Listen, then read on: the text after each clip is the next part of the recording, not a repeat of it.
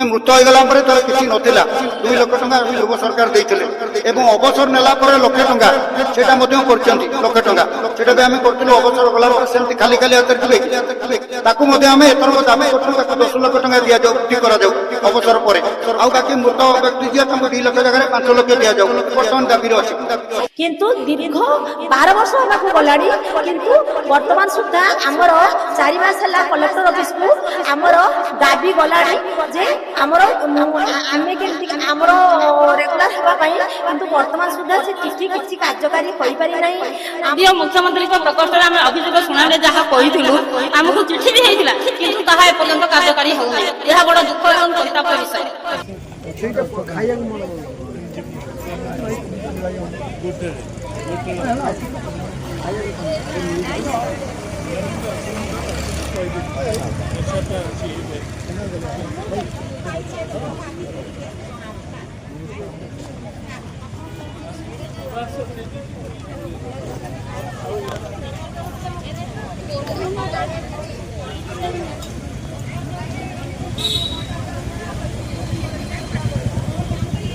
मु प्रभाती पात्र डिस्ट्रिक्ट केउंझर महिला मेट्रो महासंघर साधारण संपादिका आमे नियुक्ति 2014-15 बसियारो दीर्घ 10 वर्ष ऊर्ध हो सारे आम नियुक्ति किंतु सरकार आम प्रति बहु अन्याय करछंती।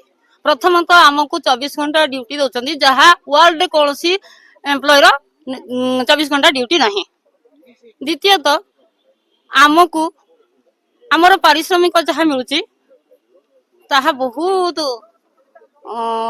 कम आमे बहुत थर देइछु अभियोग प्रकोष्ठ भी देइछु आम चिठी हेइथिला गोटे गृह सहित आमर हॉस्टल जो कागज पत्र मेटन मान को हस्तांतरित करा जाऊ एवं आमर नियुक्ति अपॉइंटमेंट देला बेले आम जो एडवर्टाइजमेंट थिला समस्त दायित्व दिया जाऊ बोली कि ताहा पर्यंत कार्यकारी हो नै। जदियो मुख्यमंत्री को प्रकोष्ठ रे हमें अभियोग सुनाले जहा कहिथिलु हमकु चिठी भी हेइथिला किंतु ताहा ए पर्यंत कार्यकारी हो नै एहा बड़ दुख एवं परितापर विषय। 2012 जो 9-12 रे गोटे चिठी हेइथिला हम रेगुलर पई जो टीएससी बीसीडी एमती ग्रुप मान कहितला एमती कि मेंटन भी मेंशन हेतिला किंतु एपर्यंत ताहा कार्यकारी हो नै। आमे जते बेले हमर विभागीय मंत्री पाखकु जाउचु हमर अभियोग जणैया पई सेठी हम जानिबा को पाउचु जे हम एसटीएससी विभागर सेक्रेटरी को पाखरे कागज पत्र अछि जहा कि से कार्य करबा को इच्छा प्रकाश करू नाहंती बोली भी कहिसंती काहे कि करू नाहंती ता देखा करंतु बोली भी कहछि। आमे बहु बार देखा कलुनी अभियोग करूचु किंतु हमर वर्तमान सुधा किछि काम हो नै।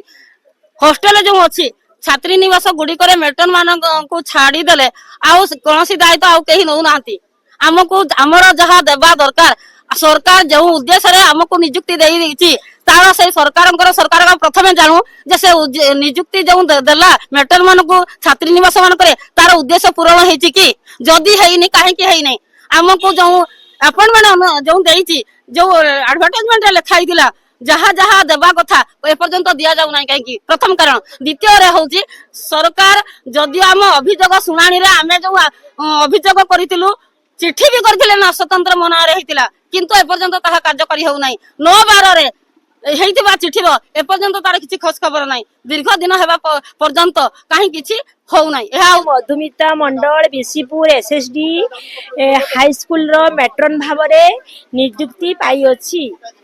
वर्तमान आम मेट्रन गोष्ठी समस्त भौणी मानू नहीं मु अभियोग करुछि जे दीर्घ 2015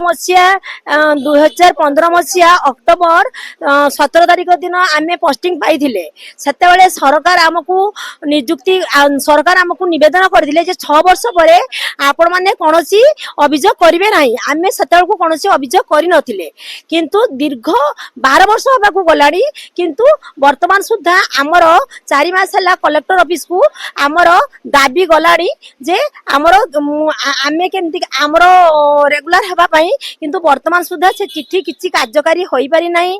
आमर घर करिया पई मध्ये चिठी आसी अछि ताहा मध्ये हमकु सुजोग दिया जाई नाही। 24 घंटा हमकु ड्यूटी दिया जाईची 24 घंटा ड्यूटी कोनोसी मेहनतर किंबा कोनोसी दिन मजुरिया कोनोसी सुप्रीम कोर्ट ऑर्डर देई नाही। जदी मेट्रो न रहिबे ताले स्कूल चालिबो कि परी ସେଥିପାଇଁ ଆମେ ମାନ୍ୟବର ମୁଖ୍ୟମନ୍ତ୍ରୀ ମୋହନ ମାଝୀଙ୍କୁ ନିବେଦନ କରୁଅଛୁ ଯେ ଯଥାଶୀଘ୍ର ଯେତେ ଶୀଘ୍ର ସେ ସମ୍ଭବ ଆମର ଏଇ ମାନେ 3000 ମେଟନ ଗୋଷ୍ଠୀକୁ ଯଥାଶୀଘ୍ର ଗୃହର ମାନେ ଗୃହ ସହିତ ଆମକୁ ରେଗୁଲାର କଲେ ଆମେ ଚିର ଉପକୃତ ହେବୁ। କିନ୍ତୁ ଏମାନଙ୍କର ଯାହା ଡ୍ୟୁଟି 24 ଘଣ୍ଟା ଡ୍ୟୁଟି, ଏମାନେ ରାଲି ଆନ୍ଦୋଳନ କେବେ କରିନାହାନ୍ତି। ଏଇଟା ଦ୍ୱିତୀୟ ଥର ଆମେ ଏଠି ବସିଛୁ। ପ୍ରଥମ ଥର ଗୋଟେ ମାଲକାନଗିରି କେସ୍ରେ ଗୋଟେ ପ୍ରତିବାଦ କରୁଥିଲୁ, ଜଣେ ଡିସମିସ୍ ହେଇଥିଲେ ୟାଙ୍କ ଭିତରୁ, ଆଉ ଏଇଟା ହେଲା ଦ୍ୱିତୀୟ ଥର। କିନ୍ତୁ ଆମେ ବାରମ୍ବାର ମନ୍ତ୍ରୀଙ୍କ ପାଖକୁ ଆସୁ, ଡାଇରେକ୍ଟରଙ୍କ ପାଖକୁ ଆସୁ, ଏସବୁ ଚାଲେ, କିନ୍ତୁ ରାଲି ଆନ୍ଦୋଳନ ଆମେ କେବେ କରିନଥିଲୁ ଏଇ ମେଟ୍ରୋନ ସଂଘର। ତା ସହିତ ଏମାନଙ୍କୁ 24 ଘଣ୍ଟା ଡ୍ୟୁଟି ଦିଆଯାଉଛି। ଯେ 24 ଘଣ୍ଟା ଡ୍ୟୁଟି ଜଣେ କରିବା ସମ୍ଭବ ନୁହେଁ, କାରଣ ତାର ପରିବାର ଅଛି, ସବୁ ଅଛି। 24 ଘଣ୍ଟା ଡ୍ୟୁଟି ଜଣେ କେବେ କରିପାରିବ ନାହିଁ। ଆମେ କହିପାରିବାନି, ବୁଝିବେ, ଆମେ ତ ଦାବି କରୁଛୁ, ତା ଦେହରୁ କିଛି ଦାବି ବି ପୂରଣ ହେଇଛି ସମ୍ପୂର୍ଣ୍ଣ। ଯେ ଆମର ଗୋଟେ ଜଣେ ମୃତ ହେଇଗଲା ପରେ ତାର କିଛି ନଥିଲା, 2 ଲକ୍ଷ ଟଙ୍କା ପୂର୍ବ ସରକାର ଦେଇଥିଲେ, ଏବଂ ଅବସର ନେଲା ପରେ 1 ଲକ୍ଷ ଟଙ୍କା ସେଟା ମଧ୍ୟ କରିଛନ୍ତି। 1 ଲକ୍ଷ ଟଙ୍କା ସେଟା ବି ଆମେ କରିଥିଲୁ। ଅବସର ଗଲା ପରେ ସେମିତି ଖାଲି ଖାଲି ହାତରେ ଯିବେ କି? ତାକୁ ମଧ୍ୟ ଆମେ ଏଥରକ ଦାବି କରୁଛୁ, ତାକୁ 10 ଲକ୍ଷ ଟଙ୍କା ଦିଆଯାଉ, ବୃଦ୍ଧି କରାଯାଉ ଅବସର ପରେ। ଆଉ ବାକି ମୃତ ବ୍ୟକ୍ତି ଯିଏ ତାଙ୍କୁ 2 ଲକ୍ଷ ଜାଗାରେ 5 ଲକ୍ଷ ଦିଆଯାଉ, ବର୍ତ୍ତମାନ ଦାବିରେ ଅଛି। ସବୁଠୁ ମୁଖ୍ୟ ଦାବି ହେଲା ବର୍ତ୍ତମାନ ଯୋଉ 8 ଦଫା ଆମେ ଦେଇଛୁ, ଆଜି ଯୋଉ ଧାରଣାରେ ଆମେ ବସିଛୁ ଶାନ୍ତିପୂର୍ଣ୍ଣ ଭାବରେ ଗଣଧାରଣା 4 ଘଣ୍ଟା ପାଇଁ ଆମେ ବସିଛୁ, ଏବଂ ମାନ୍ୟବର ମୁଖ୍ୟମନ୍ତ୍ରୀ ସ୍ମାରକ ପତ୍ର ଦବୁ ଯେ ଗୋଟେ ଡାଇରେକ୍ଟର କମିଶନର ଗୋଟେ ଚିଠି କରିଥିଲେ 24/7 ଯେ ଏମାନଙ୍କୁ ରେଗୁଲାଇଜ କରାଯିବ, ଗ୍ରୁପ ସି ଗ୍ରୁପ ଟି ଯେଉଁମାନେ ଅଛନ୍ତି ତାଙ୍କୁ ରେଗୁଲାଇଜ କରାଯିବ, ଯେ ସେଟା ଆଜି ପର୍ଯ୍ୟନ୍ତ କାର୍ଯ୍ୟକାରୀ ହେଲାନି। ତାପରେ ମଧ୍ୟ ଆମେ ବାରମ୍ବାର ଭେଟିଛୁ ମନ୍ତ୍ରୀକି, ରାଜ୍ୟମନ୍ତ୍ରୀକି, କେନ୍ଦ୍ରମନ୍ତ୍ରୀକି, ମାନ୍ୟବର ଜୁଏଲରାମ ମନ୍ତ୍ରୀ, କେନ୍ଦ୍ରମନ୍ତ୍ରୀ, ତାଙ୍କୁ ବି ଭେଟିଛୁ। ସେ ମଧ୍ୟ ବି କମିଶନରଙ୍କୁ କହିଛନ୍ତି। ଏସବୁ ହେଲା ପରେ ଆମେ 9/12 ମଧ୍ୟ ଗୋଟେ ପ୍ରେସ୍ ମିଟ୍ କରିଥିଲୁ ଜୟଦେବ ଭବନରେ।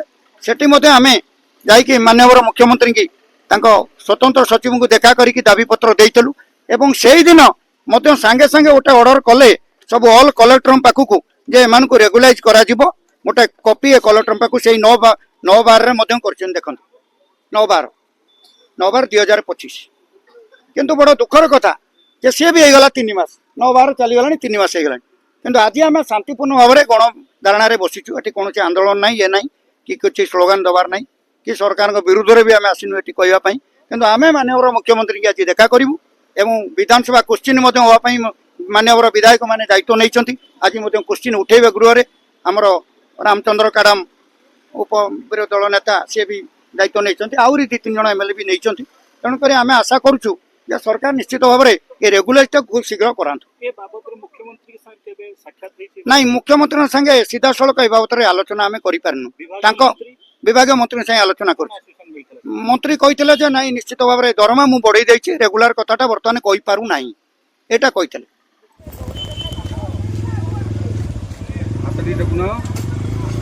ଆଗରେ ହାତ ଦେଖୁନ, ଲିଡର ମନିଟର ହାତ ଦେଖ।